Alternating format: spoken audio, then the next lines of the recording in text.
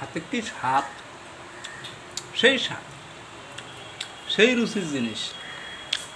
নওগাঁ জেলা সাপাত থানার আম, ওয়াল বাংলাদেশের ভাইরাল আম। এই যে দেখতেছেন আটি পর্যন্ত কামড়ে খাচ্ছে, বাহ সেই স্বাদ।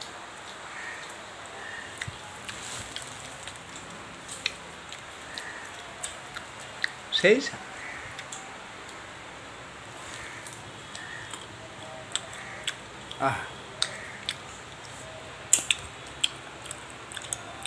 আম ভালো লাগে, সেই স্বাদ। সেই স্বাদ। সেই স্বাদ, হাড়ি ভাঙা, সেই স্বাদ।